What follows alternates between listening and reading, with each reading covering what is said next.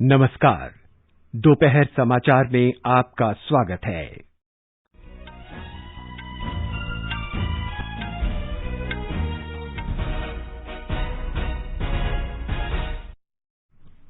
केंद्र ने देश भर में मेडिकल ऑक्सीजन की कमी को दूर करने के प्रयास तेज किए। राज्यों और केंद्र शासित प्रदेशों को निर्देश केवल चिकित्सा उद्देश्यों के लिए कि तरल ऑक्सीजन का उपयोग किया जाए। देश भर में अब तक 14 करोड़ 19 लाख से अधिक कोविड टीके लगाए गए। पिछले 24 घंटे में 2,19,000 से अधिक कोविड मरीज स्वस्थ हुए। कल 3,52,000 लोगों में कोरोना संक्रमण की पुष्टि हुई। दिल्ली में छतरपुर के राधा स्वामी ब्यास में ऑक्सीजन सुविधा युक्त 500 बिस्तर वाले सरदार पटेल कोविड देखभाल केंद्र में सेवाएं शुरू। इसकी क्षमता 5,000 बिस्तरों तक बढ़ाई जाएगी। दिल्ली और ओडिशा सरकार 18 वर्ष से अधिक उम्र के सभी लोगों को निःशुल्क कोविड टीके लगाएगी। पश्चिम बंगाल में विधानसभा चुनाव के 7वें चरण में 34 सीटों पर मतदान जारी। अब तक 55.12% वोट डाले गए। उत्तर प्रदेश के 20 जिलों में पंचायत चुनावों के तीसरे चरण में वोट डाले जा रहे हैं। नोमैडलैंड को सर्वश्रेष्ठ फिल्म का ऑस्कर पुरस्कार एंथनी हॉकिंस ने, सर्वश्रेष्ठ अभिनेता और फ्रांसिस मैकडॉर्मंड ने सर्वश्रेष्ठ अभिनेत्री का पुरस्कार जीता। और आईपीएल क्रिकेट में आज शाम अहमदाबाद में कोलकाता नाइट राइडर्स का सामना पंजाब किंग्स से। दोपहर समाचार में अतहर सईद के साथ मैं नवीन सक्सेना। कोविड मरीजों की संख्या फिर से बढ़ रही है। श्रोताओं से अपील है कि कोई भी कोताही न बरतें, सुरक्षा के सभी उपायों का पालन करें और 45 वर्ष से अधिक आयु के सभी लोग निसंकोच टीका लगवाएं। सुरक्षित रहें और 3 आसान उपायों का पालन करें। मास्क पहनें, 2 गज दूरी है जरूरी, सुरक्षित दूरी बनाए रखें, हाथ और मुंह साफ रखें। और अब समाचार विस्तार से। केंद्र ने देश भर में मेडिकल ऑक्सीजन की कमी को दूर करने के प्रयास तेज किए हैं। केंद्र सरकार ने राज्यों और केंद्र शासित प्रदेशों को निर्देश दिया है कि तरल ऑक्सीजन का इस्तेमाल विशेष तौर पर चिकित्सा उद्देश्यों के लिए ही किया जाना चाहिए। देश में चिकित्सा ऑक्सीजन की उपलब्धता बढ़ाने के लिए ऑक्सीजन के उपयोग के संबंध में 9 उद्योगों को दी गई छूट वापस ले ली गई है।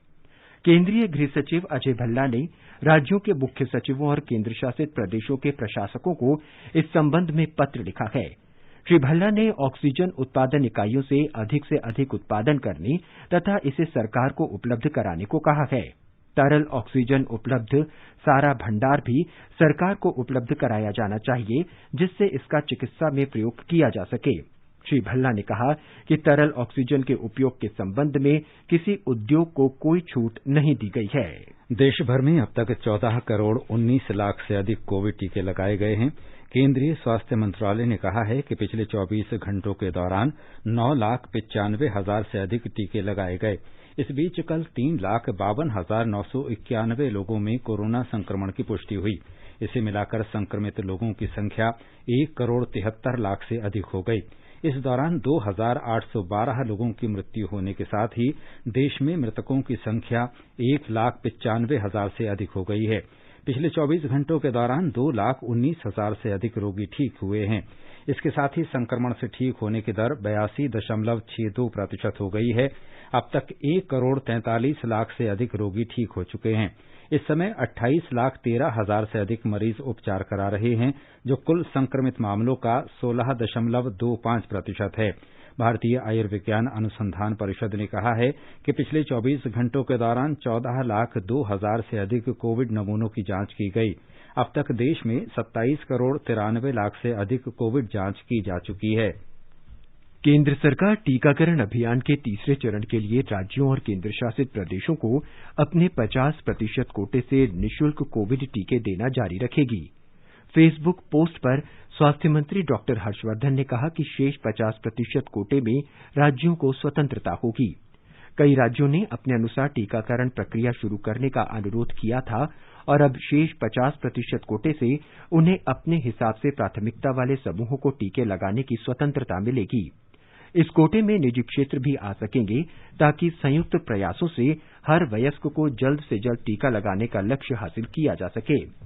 केंद्र सरकार के माध्यम से टीकाकरण पहले की तरह जारी रहेगा और इसका सारा खर्च केंद्र सरकार वहन करेगी। सरकारी माध्यम के अलावा निजी क्षेत्र के जरिए भी बड़ी संख्या में लोगों को तेजी से टीके लगाने की सुविधा मिलेगी। डॉक्टर हर्षवर्धन ने फिर कहा है कि केंद्र सरकार किसी को सीधे तौर पर टीके नहीं देती। टीकों का 50% कोटा निःशुल्क वितरण के लिए है और इनका वितरण राज्यों के जरिए ही किया जाएगा। केंद्र सरकार पर यह आरोप लगाना कि उसे सस्ते दाम पर टीके मिल रहे हैं और राज्यों को नहीं, पूरी तरह से गलत है। उन्होंने कहा कि राज्यों को गारंटी मात्रा में मुफ्त टीकों की आपूर्ति हो रही है तथा वो लोगों की आवश्यकता अनुसार अन्य माध्यमों से भी टीके खरीद सकते हैं। केंद्र सरकार ने बढ़ते कोरोना संक्रमण पर कारगर नियंत्रण के लिए राज्यों और केंद्र शासित प्रदेशों को संक्रमणग्रस्त जिलों में कड़ी कार्रवाई और स्थानीय कंटेनमेंट उपाय करने की सलाह दी है। स्वास्थ्य मंत्रालय ने कहा है कि संक्रमण की श्रृंखला तोड़ने के लिए 14 दिन की अवधि के लिए स्थानीय नियंत्रण क्षेत्र यानी कंटेनमेंट जोन बनाया जा सकता है। मंत्रालय ने ऐसे क्षेत्रों में नियंत्रण उपायों में सख्ती लाने को कहा है जहां संक्रमण में बहुत बढ़ोतरी हो रही हो। सरकार ने राज्यों से महामारी पर नियंत्रण के लिए विशिष्ट जिलों, शहरों और क्षेत्रों पर ध्यान देने के लिए त्वरित और लक्षित कार्रवाई करने को कहा है।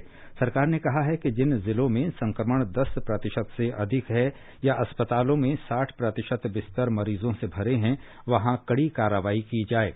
इन दोनों में से एक भी स्थिति वाले जिलों में कड़ी कार्रवाई और कंटेनमेंट उपाय किए जा सकते हैं।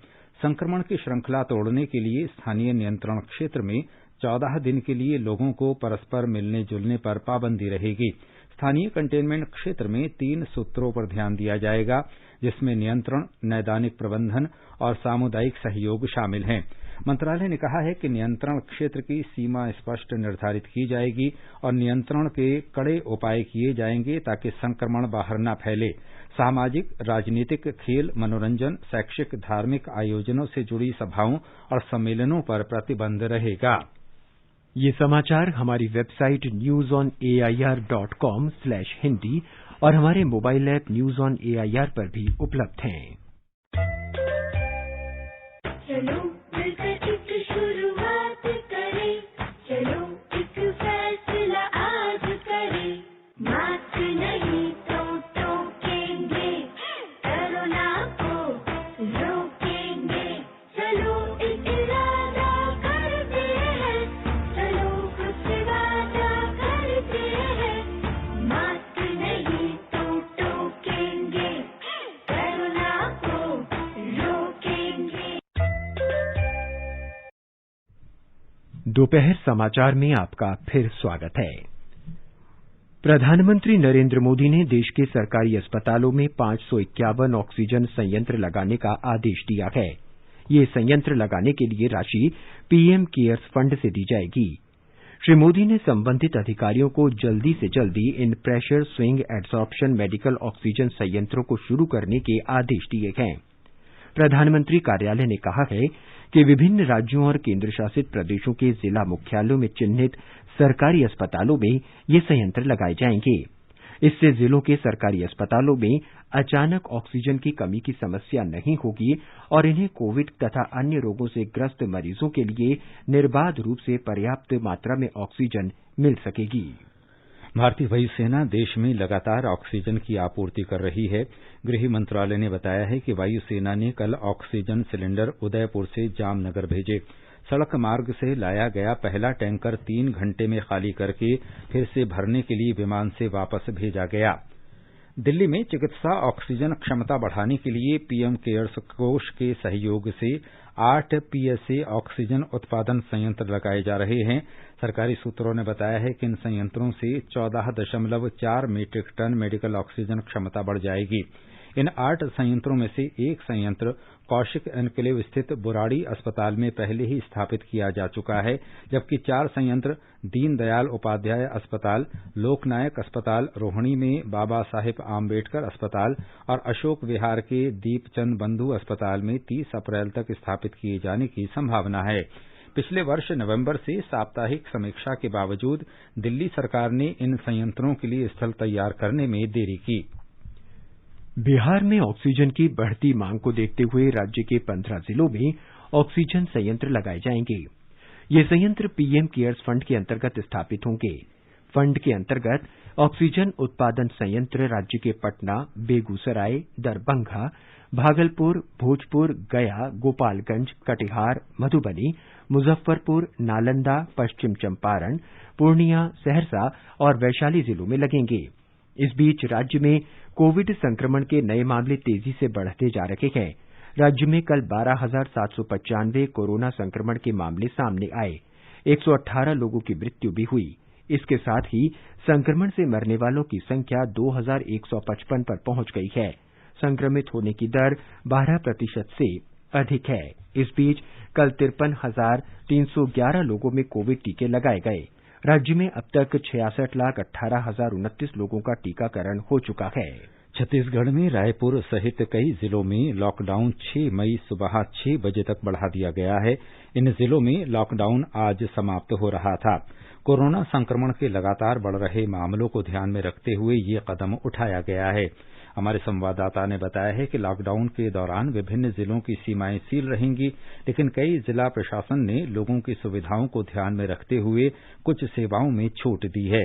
छत्तीसगढ़ में रायपुर सहित विभिन्न जिलों में जहां लॉकडाउन बढ़ाया गया है, वहां किराना, सब्जी, फल की दुकानों को खोलने की अनुमति नहीं होगी। हालांकि इन वस्तुओं की होम डिलीवरी जिला प्रशासन द्वारा निर्धारित समय पर की जा सकेगी। रायपुर जिले में होटल और रेस्टोरेंट से भी रात 8 बजे तक होम डिलीवरी की छूट दी गई है। लॉकडाउन के दौरान ई कॉमर्स सेवाओं को भी होम डिलीवरी की अनुमति प्रदान की गई है। बैंक भी सीमित स्टाफ के साथ निर्धारित समय के लिए खोले जा सकेंगे। लॉकडाउन के दौरान सरकारी राशन दुकानों से टोकन के जरिए कार्ड धारकों को अनाज भी दिया जाएगा। लॉकडाउन अवधि में सभी शासकीय और निजी कार्यालय बंद रहेंगे। इसके अलावा धार्मिक और पर्यटन स्थल में भी आम जनता की आवाजाही पर प्रतिबंध रहेगा। विकल्प शुक्ला, आकाशवाणी समाचार, रायपुर। दिल्ली सरकार ने 18 वर्ष से अधिक आयु के सभी लोगों को निःशुल्क टीका लगाने का फैसला किया है।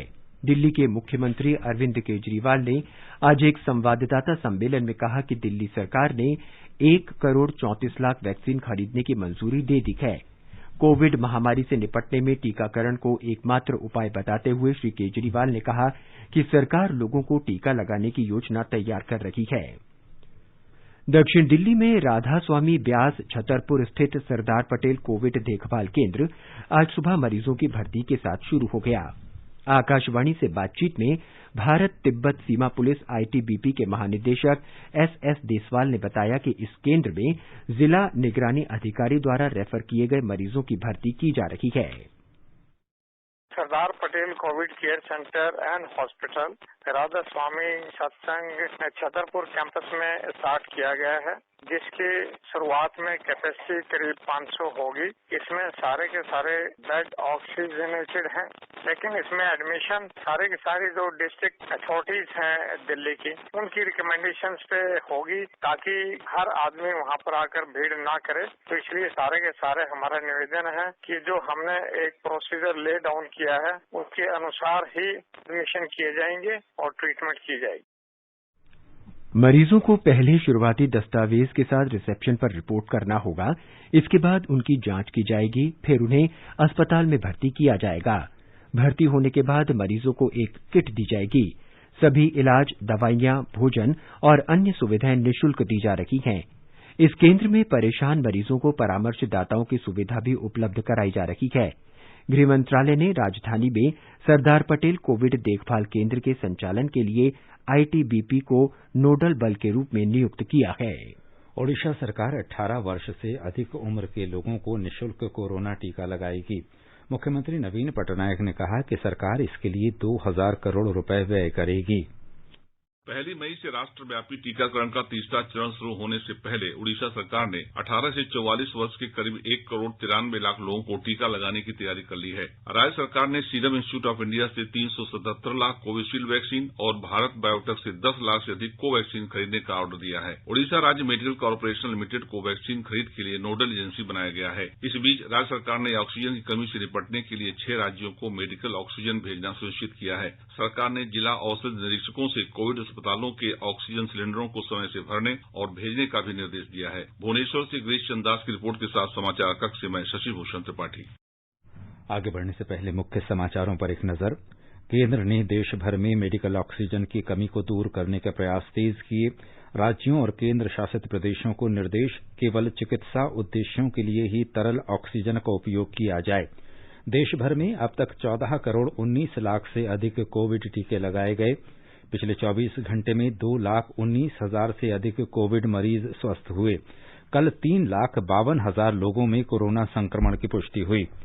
दिल्ली में छतरपुर के राधा स्वामी सत्संग व्यास में ऑक्सीजन सुविधा युक्त 500 बिस्तर वाले सरदार पटेल कोविड देखभाल केंद्र में सेवाएं शुरू। इसकी क्षमता 5,000 बिस्तरों तक बढ़ाई जाएगी। दिल्ली और ओडिशा सरकार 18 वर्ष से अधिक उम्र के सभी लोगों को निःशुल्क कोविड टीके लगाएगी। पश्चिम बंगाल में विधानसभा चुनाव के 7वें चरण में 34 सीटों पर मतदान जारी। अब तक 55.12% वोट डाले गए। उत्तर प्रदेश के 20 जिलों में पंचायत चुनावों के तीसरे चरण में वोट डाले जा रहे हैं। नोमैडलैंड को सर्वश्रेष्ठ फिल्म का ऑस्कर पुरस्कार, एंथनी हॉकिंस ने सर्वश्रेष्ठ अभिनेता और फ्रांसिस मैकडॉर्मंड ने सर्वश्रेष्ठ अभिनेत्री का पुरस्कार जीता। और आईपीएल क्रिकेट में आज शाम अहमदाबाद में कोलकाता नाइट राइडर्स का सामना पंजाब किंग्स से। गुजरात में अहमदाबाद के गुजरात विश्वविद्यालय कन्वेंशन तथा प्रदर्शनी केंद्र में डीआरडीओ और राज्य सरकार द्वारा संयुक्त रूप से स्थापित 900 बिस्तरों के धन्वंतरी कोविड अस्पताल ने काम करना शुरू कर दिया है। कल से इसमें रोगियों की भर्ती शुरू कर दी गई है। सूत्रों ने बताया कि आने वाले दिनों में चरणबद्ध रूप से कोविड रोगियों के लिए और बिस्तर उपलब्ध कराए जाएंगे। इसमें भर्ती किए जाने वाले सभी रोगियों के लिए ऑक्सीजन की सुविधा उपलब्ध है। कुल 900 बिस्तरों में से 10 बिस्तर आईसीयू के लिए हैं और इनके लिए वेंटिलेटर की सुविधा भी उपलब्ध है। हमारे संवाददाता ने बताया है कि इस बीच उत्तर गुजरात में एक डेयरी सहकारिता ने कोविड रोगियों के लिए केवल 72 घंटे में एक ऑक्सीजन संयंत्र स्थापित किया है। उत्तर गुजरात के बनासकांठा जिले की बनास डेयरी ने प्रति घंटे 680 किलो की क्षमता वाला ऑक्सीजन प्लांट स्थापित किया है, जो करीब 40 कोविड मरीजों की जरूरत के लिए पर्याप्त है। बड़े शहरों के अस्पताल जब कोविड के गंभीर मरीजों के लिए ऑक्सीजन आपूर्ति से जूझ रहे हैं, तब बनास डेयरी के इंजीनियरों ने यह करिश्मा कर दिखाया है। डेयरी के सपोर्ट से चलने वाली पालनपुर की Banas medical college and research institute में जब 125 मरीजों के लिए ऑक्सीजन की समस्या उत्पन्न हुई, तब यह प्लांट लगाने का निर्णय किया गया। ऑक्सीजन की समस्या का सिलेंडर मंगवाकर निपटारा किया गया, लेकिन बनास डेयरी के अध्यक्ष श्री शंकर चौधरी ने इसका स्थायी उकेल लाने का निर्णय किया। अब यह ऑक्सीजन प्लांट कार्यान्वित है और 70 बड़े सिलेंडर के बराबर ऑक्सीजन उत्पन्न कर रहा है। ऑक्सीजन आपूर्ति में आत्मनिर्भर बनने के लिए बनास डेयरी ने अब जिले में ऐसे 2 और प्लांट लगाने का फैसला किया है। योगेश पंड्या, आकाशवाणी समाचार, अहमदाबाद। महाराष्ट्र में फैब्रिकेशन व्यवसाय के लिए ऑक्सीजन सिलेंडर आवश्यक हैं, लेकिन बीड जिले के कुछ व्यवसायियों ने कोविड रोगियों के इलाज के लिए प्रशासन को ऑक्सीजन सिलेंडर भेंट किए हैं। उधर जिला प्रशासन ने ऐसे व्यवसायियों से अपनी दुकानें बंद करने और 25 से अधिक सिलेंडर उपलब्ध कराने की अपील की है। हमारे संवाददाता ने बताया है कि ये व्यवसायी प्रशासन को देने के लिए अन्य स्थानों से और सिलेंडर जुटाने का प्रयास कर रहे हैं। एक विशेष फास्ट ट्रैक मार्ग के माध्यम से लगभग 860 किलोमीटर की दूरी तय करते हुए तीनों टैंकर आज सुबह करीब 11:30 बजे नवी मुंबई के कलम्बोली पहुंचे, जिससे ऑक्सीजन की कमी से पीड़ित हजारों कोरोना प्रभावित लोगों को राहत मिली। इन तीनों टैंकरों में से प्रत्येक को मुंबई, ठाणे और पुणे भेजा जाएगा। इससे पहले महाराष्ट्र के नागपुर में कल शाम 3 टैंकर पहुंचाया गया। 3 टैंकरों में से 2 टैंकर नागपुर और 1 टैंकर अमरावती जिले में भेजा गया। प्रत्येक टैंकर में 15 मीट्रिक टन तरल ऑक्सीजन था। नागपुर के जिला कलेक्टर रविंद्र ठाकरे ने कहा कि इन टैंकरों को आने से नागपुर जिले के कोविड रोगियों को बहुत राहत मिली। देवप्रिय भट्टाचार्य जी, आकाशवाणी समाचार, मुंबई। मध्य प्रदेश में भोपाल में जारी कोरोना कर्फ्यू 3 मई तक बढ़ा दिया गया है। मुख्यमंत्री शिवराज सिंह चौहान ने कहा कि राज्य में लागू कोरोना कर्फ्यू से कोविड संक्रमण दर स्थिर हुई है। ब्यौरा हमारी संवाददाता से। प्रदेश में कोविड-19 के बढ़ते मामलों को रोकने के लिए भोपाल शहर में 26 अप्रैल तक लगाए गए कोरोना कर्फ्यू को 3 मई को सुबह 6 बजे तक 1 सप्ताह के लिए बढ़ा दिया गया है। आवश्यक सेवाओं को कोरोना कर्फ्यू से छूट दी जाएगी। इस बीच प्रदेश में लगातार पॉजिटिविटी दर घट रही है। 22 अप्रैल को यह 24.29% थी, जो 25 अप्रैल को 23.1% हो गई है। संक्रमण से स्वस्थ होने वालों की संख्या भी तेजी से बढ़ी है। 19 अप्रैल को जहां 6,836 रोगी संक्रमण से स्वस्थ हुए थे। वहीं 25 अप्रैल को स्वस्थ होने वालों की संख्या बढ़कर 11,324 हो गई है। पूजा पी वर्धन, आकाशवाणी समाचार, भोपाल। उत्तराखंड में कोविड के बढ़ते मामलों के मद्देनजर 4 जिलों के कई कस्बों में आज शाम 7 बजे से सुबह 5 बजे तक कर्फ्यू लगाया जाएगा। राज्य की राजधानी देहरादून, ऋषिकेश, हल्द्वानी, रामनगर, लालकुआं, टनकपुर, कोटद्वार और स्वर्ग आश्रम में आज शाम से कर्फ्यू रहेगा।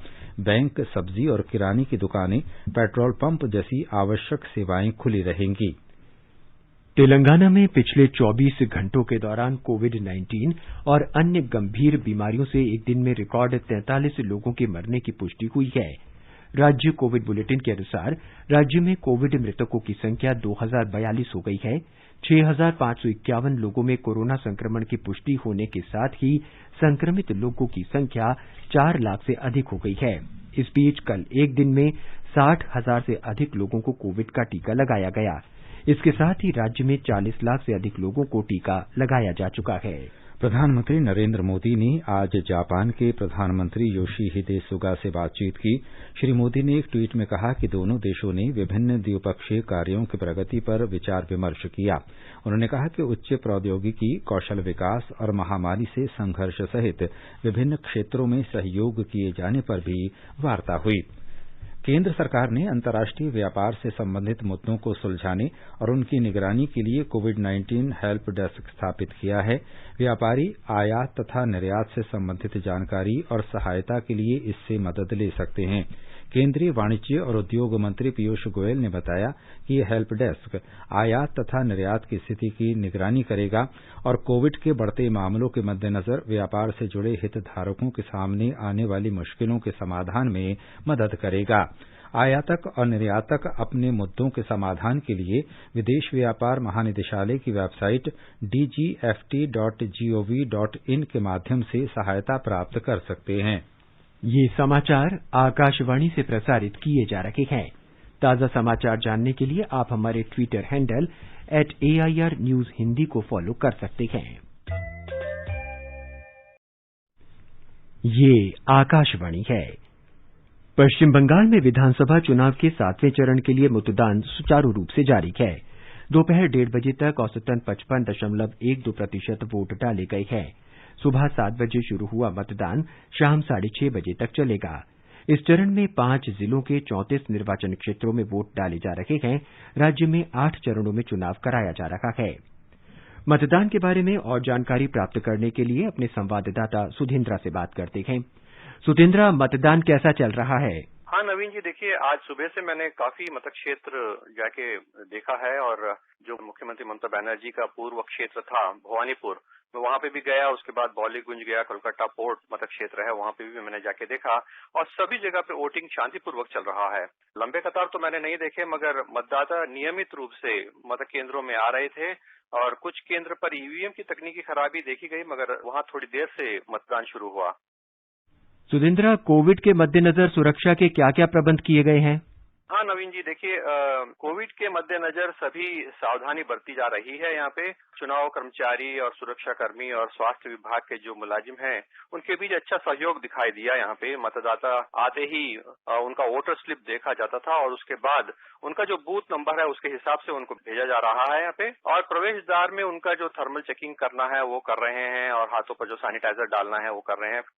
जो बायां हाथ है उसके लिए ग्लव्स दे रहे हैं ताकि वो ग्लव्स के साथ ही ईवीएम दबा सकें और कोविड से बच सकें। और उसके अलावा यहाँ पे एक मतक्षेत्र में केवल 1000 मतदाताओं के लिए वोटिंग की प्रबंध किया गया है, जिससे सोशल डिस्टेंसिंग का भी सावधानी बरती जा रही है।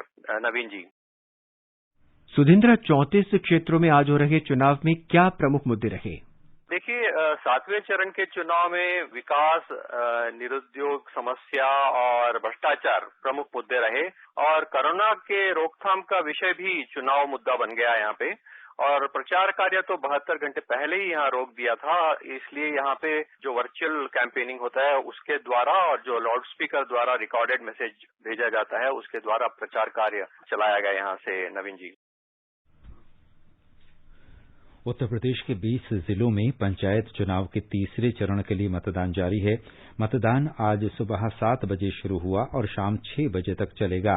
राज्य चुनाव आयोग ने मतदान के दौरान कोविड दिशा निर्देशों का कड़ाई से पालन करने का निर्देश दिया है।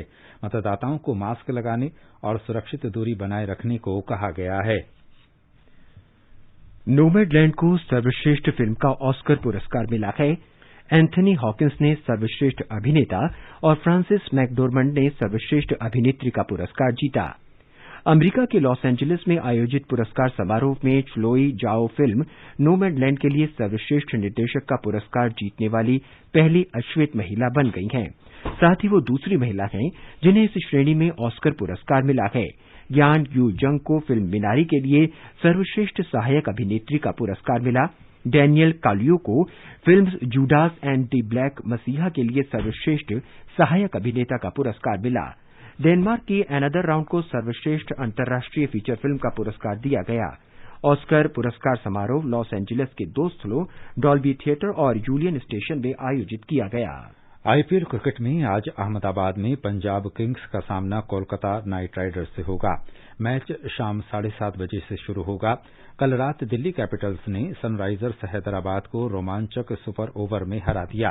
दोनों टीमों ने निर्धारित 20 ओवर में 159 रन बनाए और मैच का फैसला सुपर ओवर में हुआ।